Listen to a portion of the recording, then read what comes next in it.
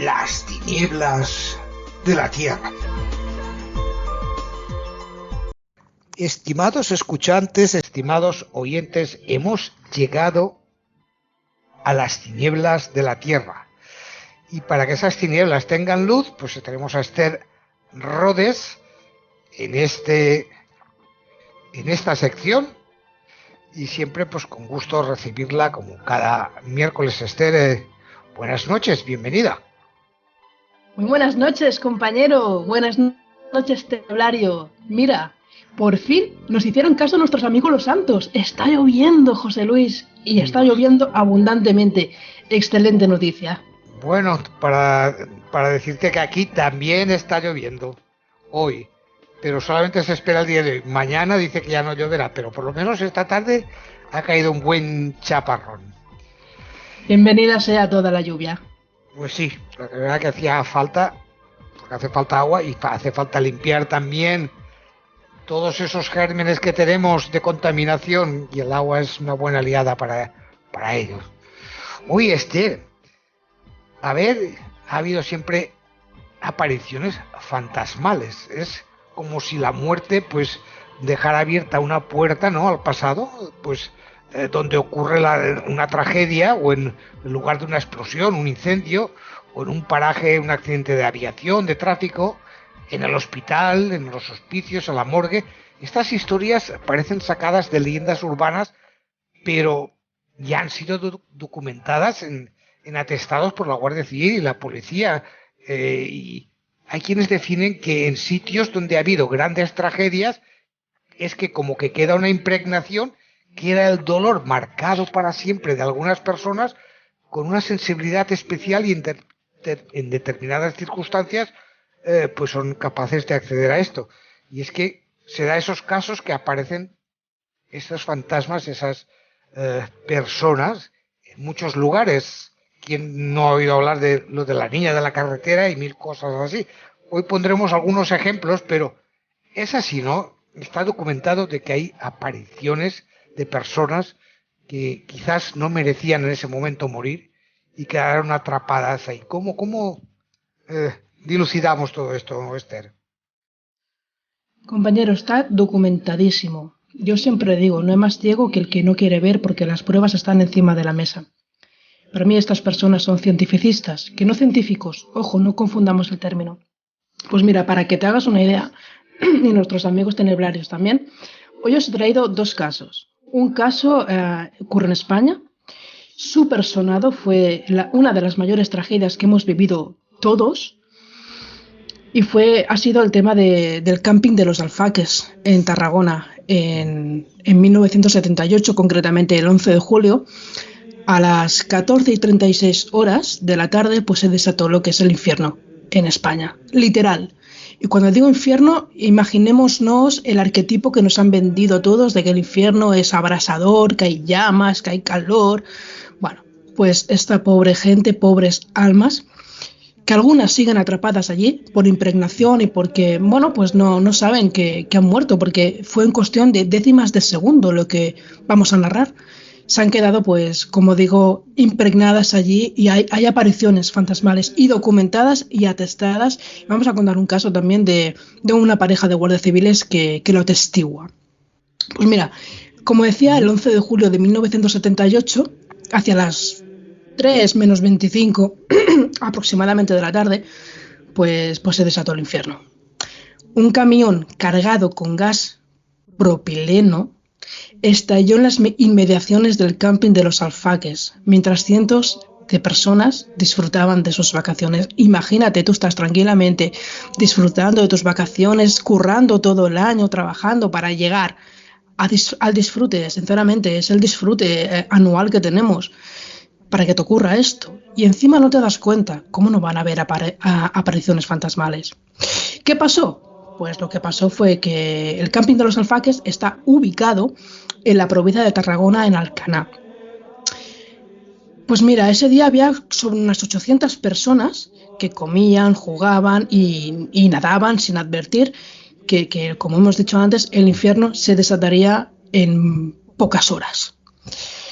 El chofer Francisco Invernón pasaba cerca del recinto con un camión sobrecargado, atenta a la palabra, sobrecargado de gas propileno. Después de recorrer 102 kilómetros, ocurrió la gran catástrofe, la gran explosión. Una nube gigante se extendió en segundos, alcanzando 400 campistas que murieron en el acto, que no se enteraron, que pasaron de la vida a la muerte en 0, si tú no te das cuenta, vamos a contar después lo que puede pasar, pero te quedas aquí por un tiempecito o por un tiempo largo hasta que cumplas tu misión. Pues aparte de la primera gran explosión que hubo varias explosiones más. El camión se partió en 2 y el gas avanzó hasta el camping. Imagínate, todas las personas allí disfrutando de sus vacaciones y que te pase esto. La explosión atravesó el campamento, carbonizando todo en el acto. He visto las imágenes, son aterradoras. Antes no había censura, podéis encontrar imágenes de personas carbonizadas literalmente por internet, pero si sois sensibles os puede crear traumas. Yo no lo aconsejo, yo las he tenido que ver por trabajo, si no las hubiera visto nunca, son espeluznantes. Pues bueno, lo que decíamos, ¿no? Avanzó hasta donde estaba el camping de los Alfaques, llegando hasta el mar. En el mar había personas que se estaban bañando, las cuales empezaron a hervir. En cuestión de segundos empezaron a hervir. Muchas personas, por desesperación, ¿qué haces? Lo más lógico tiene sentido, ¿no? Si estás delante de un fuego, delante de una explosión, buscas agua y el agua apaga el fuego, pero cuando está a más de 2000 grados centígrados de temperatura, evidentemente esto es un hervidero y evidentemente pues perecieron muchísimas personas en el agua. Además, el combustible de los vehículos y las botellas de butano, al inflamarse, de los campistas ya hablamos, al inflamarse también explotaron. La temperatura, lo hemos dicho, 2000 grados centígrados, entre 100 y 158 personas fallecieron en el acto. No obstante, la cifra se elevó a 243 en las horas siguientes y se constataron más de 300 heridos. Esto es, 300 heridos físicamente, porque las secuelas psicológicas, estas las arrastras de por vida. El accidente ocurrió por lo que decíamos, ¿no? Por la sobrecarga de gas, junto con el sol de julio que le pegaba directamente a la chapa de acero de la cisterna, lo que provocó que calentara dicha cisterna y el propileno licuado aumentó la presión y bueno, reventó los cierres, cedió la cisterna y explosionó. Y a partir de ahí, pues el fatídico accidente pues cambió la normativa de circulación de España. Yo siempre digo, ¿no?, que no hay mal que por bien no venga, pero ostras, que tengas que morir para que se cambien ciertas cosas y se modifiquen ciertas normativas. Bueno, narrado estos horribles hechos, estas personas no esperaban morir. Esto fue una muerte súbita, estaban en sus vacaciones y es horrible. Yo lo viví en aquella época porque yo vi las noticias en aquella época, pero a día de hoy están ocurriendo casos excepcionales ahí donde ocurrió ese accidente. ¿Qué es lo que está pasando? ¿Qué está ocurriendo ahí? Es lo que decíamos, tú has dicho la palabra clave, José Luis, súbitamente. Súbitamente es, no sabes lo que ha pasado porque ha ido todo muy deprisa y no sabes que estás desencarnado, fallecido. Entonces, pues, si no sabes que estás fallecido, vagas. ¿Qué pasa? Pues que hay muchísima fenomenología. Mira, sobre todo la fenomenología se da en invierno. Hay testigos que afirman que han visto apariciones en la carretera de madrugada, vestidos con bañadores en pleno invierno, lo que decíamos, ¿no? Esos relatos, en su tiempo, en su época, le llegaron al doctor Jiménez del Oso. Aquí creo que, si os gusta el misterio, es un referente el doctor Jiménez del Oso.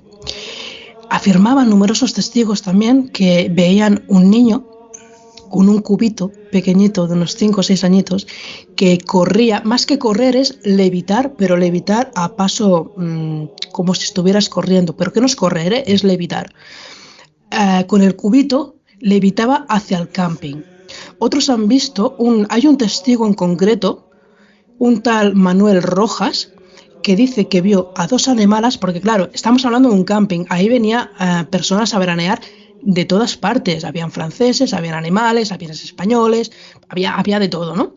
Pues afirma que él iba con su coche por la carretera y que veía 2 mujeres en invierno, siempre en invierno, con bañador. 2 rubias. En España, por norma general, nosotros, los españoles, pues somos morenos, al igual que los italianos, pero las alemanas, por tendencia, son rubias. Veía 2 rubias y cada vez que en bañador y en bikini, en bañador las 2, y cada vez que se iban acercando más y las luces las iban enfocando más, las veía como negras, las veía de espaldas y como negras caminando por el arcén. Y en un momento dado, que ya está a unos 15, 10 metros, esas 2 figuras desaparecen de la nada.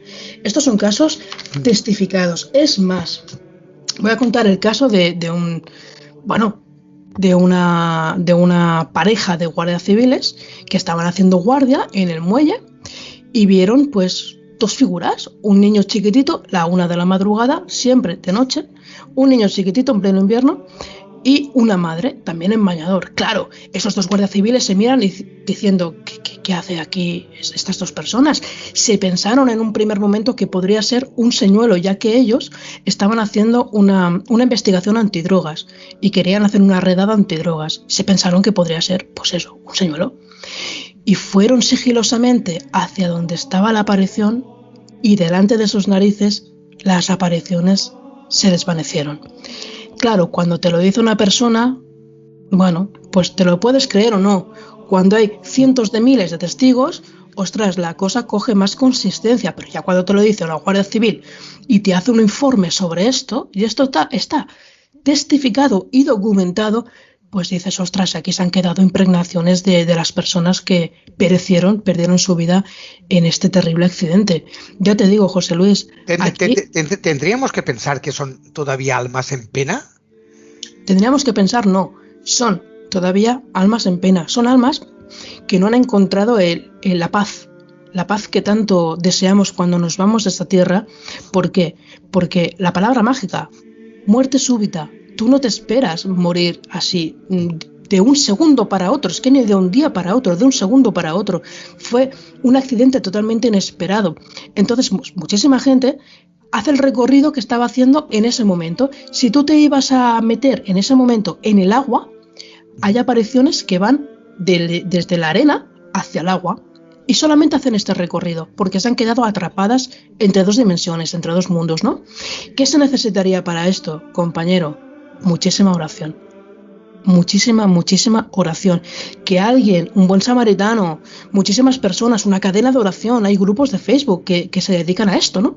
A hacer cadenas de oraciones, pidiera por las almas de los desencarnados en el camping de los Alfagues y se unieran muchísimas personas, mismo día, misma hora, para orar para ellos, para que ellos puedan encontrar pues esa paz que tanto necesitamos cuando nos vamos de este mundo purgatorio. Pues habrá que tomar conciencia de ello, porque estas personas, como estabas diciendo, han quedado atrapadas ahí, no esperaban, claro, la muerte y necesitan, pienso, que pasar a la luz, pasar a descansar en paz y a quitarles esa pena de esa muerte tan espantosa y horrible. Tomar conciencia, como tú dices, Esther, de rezar y orar por ellos, porque si la oración es el mejor método que tenemos para darles luz, pues hagámoslo así, hagámoslo posible. La verdad que es un tema escalofriante y creo que tenemos también alguna otra historia, ¿no? Nos traes otra historia también terrible. También atestiguada como hecho real. Esto pasó en México, en Puebla, y Santiago narra lo siguiente.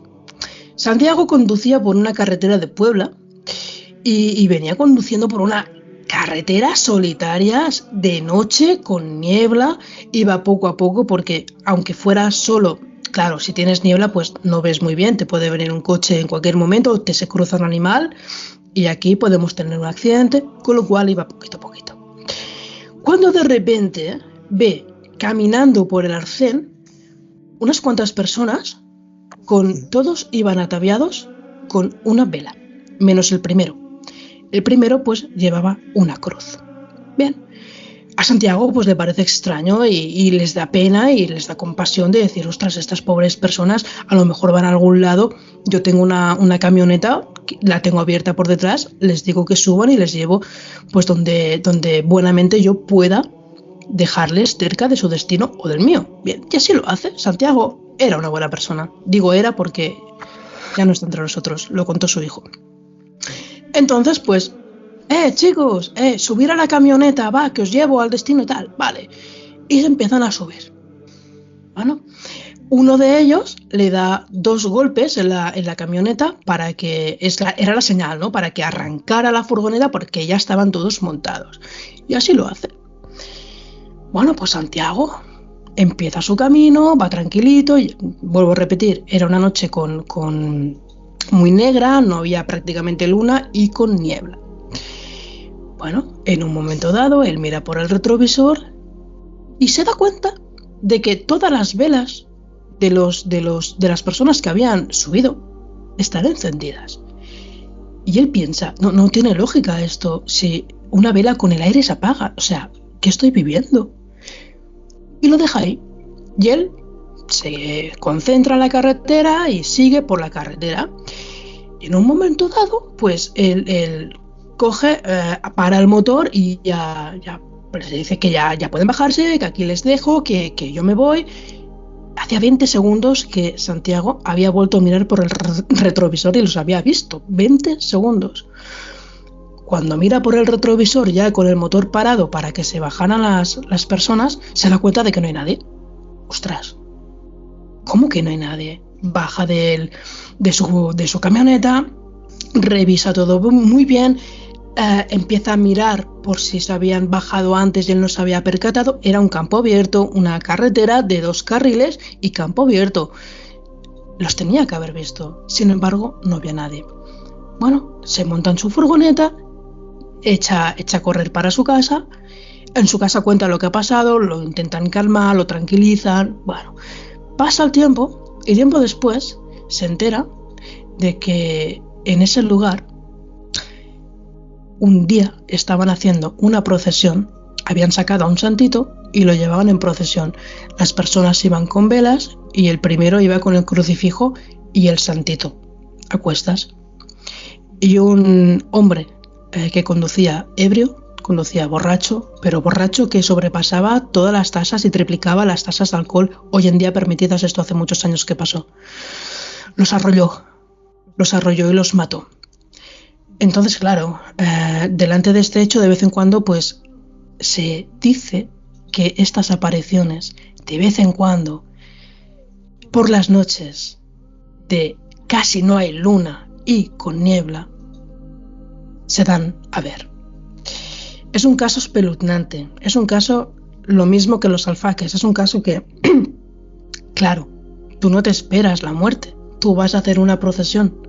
Si tú vas a hacer una procesión en romería con tus compañeros por devoción o por lo que sea, por una promesa, no te esperas la muerte. La muerte se la puede esperar una persona por edad, una persona que está enferma, pero no de estas maneras. Pasan cada día, los accidentes ocurren cada día y cada día se queda gente atrapada en este mundo, entre los 2 mundos, ¿no? ¿Qué pasa con esto? Que, claro, siempre van en romería. Cuando tú vas en romería es porque tú tienes una cuenta pendiente aquí. Evidentemente los han atropellado en romería, pero ellos, como no saben que están muertos, siguen haciendo su romería. Por promesa, por lo que sea, lo hemos dicho antes. ¿Qué pasaría? Lo mismo, exactamente lo mismo que el tema de los alfaques. Que tienes que hacer oración. Mira, para que nuestro escenario nos entienda, tú cuando oras es la comunicación tuya con Dios. Y cuando estás meditando y en silencio, es la comunicación de Dios contigo. Por eso siempre tienes que hacer las 2 cosas, estar en silencio cierto tiempo y meditar sobre las cosas que a ti te preocupan y orar. Te comunicas directamente con energías superiores. En este caso, yo soy jesusiana, lo he dicho siempre, yo me comunico con Dios. Jesús es la misma persona. Hoy en día la fe se está perdiendo, compañero. La fe se está degradando y mucha responsabilidad la tiene el ser humano, ¿no? Con esto no me quiero meter en camisa de 11 varas, pero si la Iglesia modificara un poco su normativa, su tremenda normativa que tiene contra muchos colectivos, entre él el homosexual, pues que son personas igual que tú y que yo y que no hacen daño a nadie, pues a lo mejor si se pudiera casar una pareja gay por la Iglesia, pues a lo mejor tendrían más devotos y tendrían más fieles, al igual que el voto de castidad. No puedes exigir que una persona con 25 o 30 años te entre en un seminario y que no pueda crear su propia familia. Lo hablamos en el programa anterior, tenemos que hacer un programa sobre ello, pero la Iglesia se está quedando bastante obsoleta. Cambios, por favor, necesitamos cambios. Bueno, lo que tú comentabas, para estas personas que han quedado atrapadas en una muerte tan horrible, es la oración, ¿no? Y la oración que supongo que la que hagamos nosotros en nombre de estas personas para ayudarlas, por lo menos efecto debe surgir para aliviar y paliar esa horrible muerte que tuvieron y que han quedado ahí atrapados, ¿no? Sí. Mira, existen diferentes tipos de oración, al igual que diferentes tipos de misa. Yo no sé en otros países, pero en España hay una tradición que son las misas a los difuntos. Recuerdo que se hace la primera misa al difunto al primer mes de fallecido, después si quieres al año y después cada 10 años. Y hay personas que le hacen misas gregorianas. Las misas gregorianas es una misa diaria, durante el tiempo que tú quieras. Normalmente creo recordar que son 12 meses. ¿Para qué? Para la elevación de esa alma hacia el cielo, que tampoco es el cielo, sería, para que nos entendamos, un purgatorio menos purgal, y menos purgal en el sentido de que esa alma se recupere antes, el sueño del alma. Tenemos que hablar un día de esto, compañero, del sueño del alma, para que se recupere antes de sus pecados, para que no sea tan difícil el aprendizaje y la evolución. Aquí somos carcasa, todos, cuerpo, huesos, venas, sangre y alma. Si tú el cuerpo y las venas lo dejas aquí, tienes un alma y tu aprendizaje es del alma. Entonces, si esta alma no se eleva y no hay nadie que la ayude, es muy importante también rezar por las almas del purgatorio, pero las almas del purgatorio que no tienen a nadie. Nadie reza por ellas, como los alfaques, ¿no? O a lo mejor sí rezan por ellas, pero quizás no es suficiente. ¿Por qué? Porque los ayudas antes a salir. Ese tránsito que tienen que hacer, ese aprendizaje, esa evolución que tienen que hacer, la hacen antes. El purgatorio depende de la morada purgal que tú estés, puede ser muy jodido. Ayudemos a estas almas a encontrar la paz, sobre todo la paz. Oremos por ellos, por favor, es un mensaje súper importante. Pues estimados escuchantes oyentes, la oración, la base principal para estas personas que han quedado atrapadas, porque estas apariciones fantasmales de las que hemos hablado hoy existen y están ahí y están documentadas. Son miles de testimonios que las han visto, como la del camping de los Alfalques, y otro caso que teníamos, que era el Hotel Corona Aragón, que también murieron personas quemadas, y que muchas personas que todavía van a este hotel